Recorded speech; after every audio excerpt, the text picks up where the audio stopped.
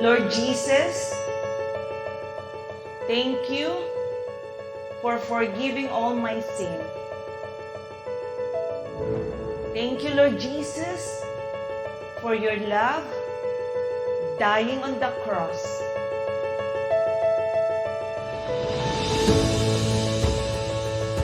Lord Jesus, be my Lord, be my Savior, and be my Master. Thank you, Lord Jesus.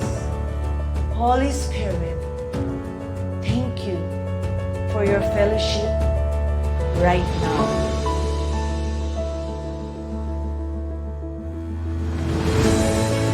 Because you are the God who create light and bring peace.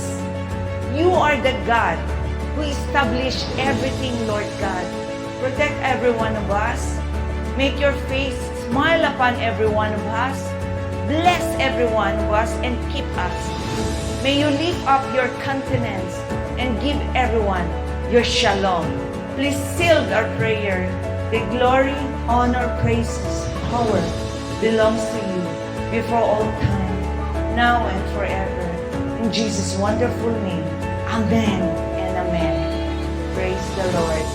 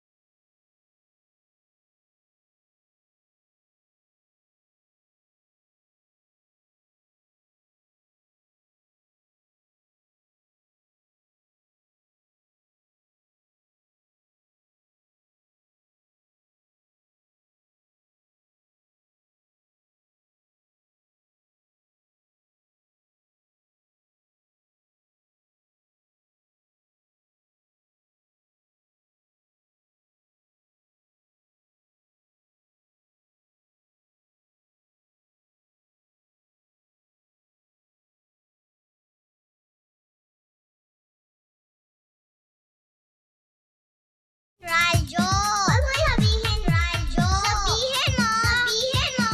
Energy! Energy! Magandang energy sa umaga, Pangga! Mauna harapin ang buong angas ng bagong umaga. Huwag kalimutang magbaon ng pasensya, kabaitan at dasal. Don't you sweat it, baby, it's alright. You were dancing through the lightning strikes. Ito na ang iyong morning body. Energy sa umaga!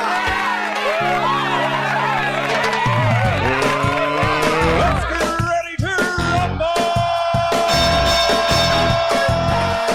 Jim! Pare Gina! Ano? Ano? Ay, Gina! Ay, wala siya! Ano ba yan? Wala Lindsay! Wala Lindsay! Wala! Sinasabi ko sa'yo, aga-aga nakakaliwa ka Ay, eh. sorry. Ay, Grabe ka naman. Good morning. Parang Lindsay. Sinasabi ko sa'yo, Jim, teka lang ha. Oras muna natin sa buong kaplongan. Check your time. 6:24 in the morning! Gandang umaga po sa inyong lahat. Gandang umaga sa lahat po ng mga papa-drivers natin. Na talaga naman pong umaribat kung may kambot na sa mga kakalsadahan. Oy, speaking of driver ha, yung Grab driver natin si Lael San Juan. Pinababati niya kanyang asawa na si Angie Oy. San Juan. Good morning. Good morning po. Isa magandang morning sa lahat po ng mga pangga po natin na talaga naman pong susubo na. Ay, ang sarap! Susubo Ng na. almusal. Almusal. Kakain na eh. Good Uy, anong morning. inalmusal mo, Jim? Ano, sinangag, tapos langganisa, tsaka Ang dami naman. tortang itlog. Ang sarap. Talaga naman. Ako ang inalmusal ko. Ano inalmusal mo? Sandwich lang tayo. Sandwich. Diet yarn. Hindi naman. Pero yun yung madali kasing gawin kapag Tama. umaga. Pag Tama. ganito nagmamadali tayo, di ba? Lalo, bilang isang ina ka, Oo. dahil talagang kailangan Parang ang pangit ang pagkakasabi mo, ha? bilang isang ina. Kaya, Ay, ganon. Magpatitigasan ang pangit pakinggan eh. Bilang isang ina ka, Oo. parang hindi pa rin. Talagang, syempre, marami ka bang minasikaso mo muna si Laura, ang iyong Oo, anak, totoo yan. at yung almusal at yung daddy niya. No? Totoo, yan. Tama yan, tama. At syempre naman, good morning po sa lahat po ng mga pangga po natin na talaga naman pong kasama ang kanilang mga jowa sa Uy. pag-gising. Ay. Ang sarap ng feeling. Nako, sana all. Diba? At yung mga nandyan sa palengke ngayon na Oo. nagagandahan ng mga tindera tindera, gwagwapuhan. Oo, Magandang umaga. Talaga naman. Uy, meron kaming balita para sa inyo, mga Ayan. sa mga pangga natin na talaga naman pong nag-holding hands ngayon Ay, sa nako, palengke. yung mga jowaers dyan, mga diba? jowa. Oy, Jim, ito, ano yan? alam mo ba, ha? Ano yan? Na bumababa na raw ang bilang ng mga Pilipinong nagpapakasal. Ay, bakit? Eto na nga, kasi nga nangangamba daw sila. Ayon po sa pag-aaral nangangamba sila sa kanilang status financially.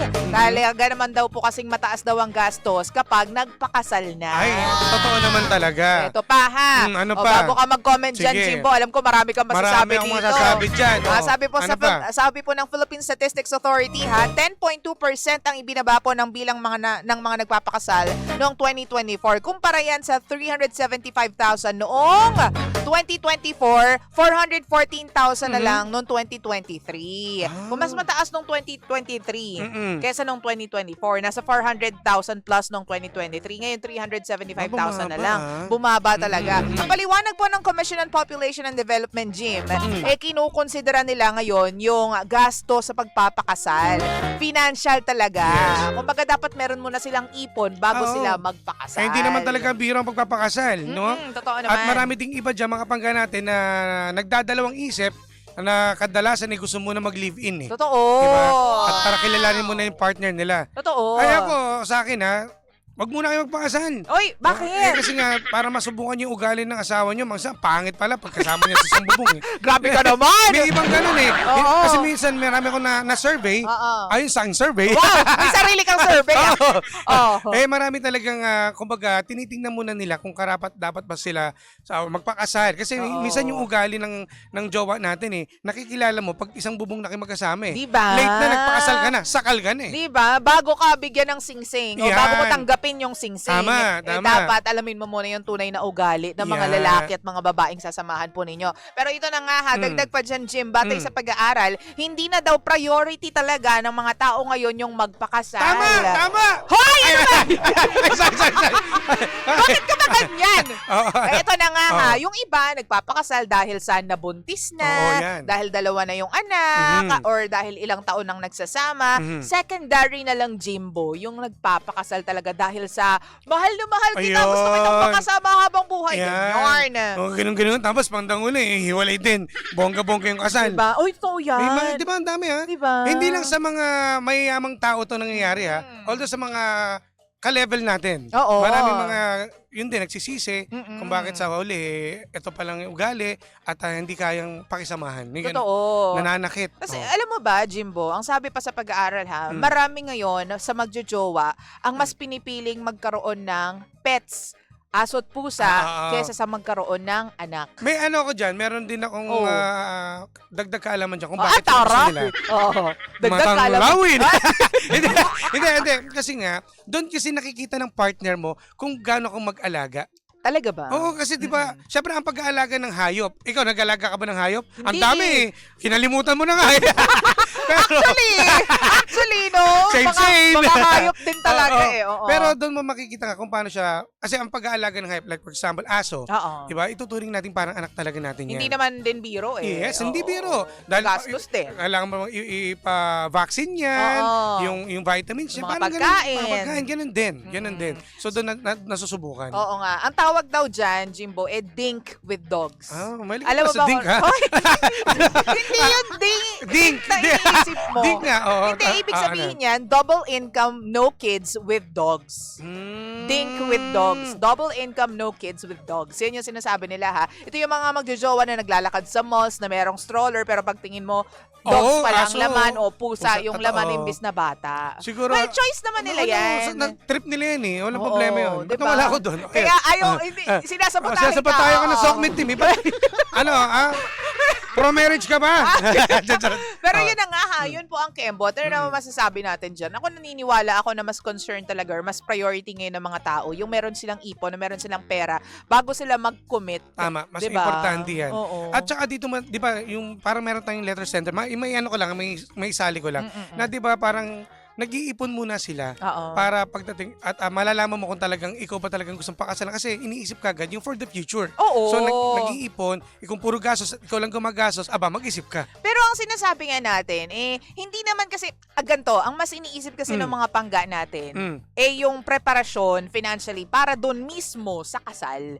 Yung kasal, kumbaga mas iniisip nila yung masasabi ng mga bisita, ng Ng mga pamilya, guests, mga ng pamilya rin. pamilya, tungkol doon sa kasal kesa sa yung dahilan kung bakit sila nagpakasal. Gets mo, Jim? Yes, na-gets ko. Oo. Kung halimbawa, kung problema may financial, di ba may mga kasalang bayan? Oo. O, dito ka na lang. Libre yun, Libre yun na, libre. Oo, kung talagang yun lang yung habol mo. O, yun na lang talaga. Para, kumbaga, makatipid ka, at least nakasal ka. Oo. O, may palitsyon pa si Mayor. O, diba? May lechon ka sa kasal mo. Tapos ninong mo pa si Mayor. Oo.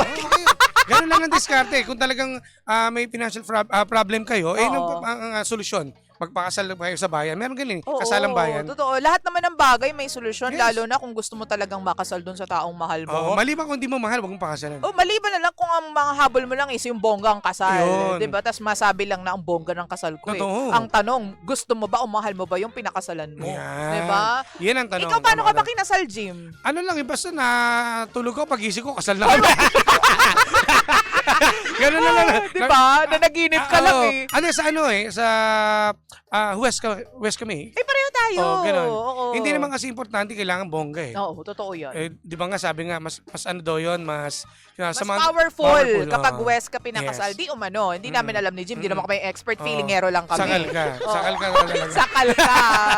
Sakal. Kami din ni Romel. Diyan din kami kinasal sa Commission of something. Hindi, tsaka di ba, ang laking tipid din. Imagine, both families lang naman yung bisita mo, di ba? Oo. Di ba, yung mga kaibigan Court mo, of Appeals kami kinasal. Court of okay. Appeals. Oo. Kaya powerful talaga yung Talaga? kasal namin. Nakakaloka. Yan. Yun, kung gusto mo makatipid, maraming options. Oo. Kung gusto mo talaga maikasal, maraming solusyon. Yan, oo. Diba? Kasi kung pag-iisip natin yung milyon-milyones natin bago tayo ikasal, ay Mm. baka mamaya Ay, hindi naku. na mangyari. Ano yun, yung inisip natin, nauudlot eh. Totoo. Nauudlot hanggang sa nakakalimutan na, teka, kailan ba tayo magkapakasal? Oo. Yun na. Diba? Hanggang ubos sa ng pera. ubos na yung pera, tapos nabuntis ka na, nagkaroon ka na ng anak, nakadalawa na kayo, saka pa lang kayo magpapakasal ng Yes. pagdating ng panahon, simple lang din pala. Tama. Kakaplano ninyo ng bongga. Totoo. Diba? Bigla lang ako napaisip talaga, Lindsay, ba't gano'n, no? Tayong mga Pinoy lang yata na ang nakakagawa nito, no? Pag nakabuntis ka, kasal na kagad. May mga ganyan. Di ba? Oo. Yun ang kadalasan na natatanong, lalo ngayon, yung mga kakapanahonan natin, yung mga Oo, oo. natin, kabatch natin. Oo. Paano ka, nabuntis? Hindi, nabuntis at sa pakasal kami. Yun yung mga nila eh. Oo. Di ba?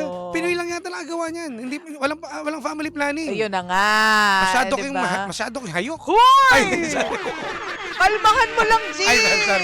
Pero akalamahan natin to dahil alam bakit din, Say. Sige na nga. Siyempre, lalo na sa mga panggapo natin, sino ba naman ang may ayaw ng fun and exciting na laro, lalo na kung boring ang oras mo. Ito na. Diba? Kung mahilig ka sa tong its at iba pa, tara na sa Game Zone! Oy, unbelievable sa Game Zone dahil you play a real game of Tong Its with real players for free. May chance ka pang makasplit ng over 34 million pesos at may chance ka pa to claim up to 14,640 pesos daily. Oy, yung makukuhang cash credits ay pwedeng gamitin pang laro sa kahit anong game at kaya ring i-cash out. May dalawang event araw-araw kaya kung G ka na, visit gzone.ph and social media accounts on Facebook, Instagram, and TikTok at Tara Game Zone. Gina sa Tong Its, tara, Game Zone! Tandaan, ang gaming dapat fun-fun lang, Marilyn Singh. Oo, tama ka dyan. Visit pagcor.ph/regulatory or email keepitfun@pagcor.ph. Promo runs from January 1 to December 31, 2025. EGLD reference number MKTG-2024-2564. Gaming for 21 years old and above only. Gambling can be addictive. Know when to stop! DJ Lindsay at DJ Jimbo. Energy sa umaga.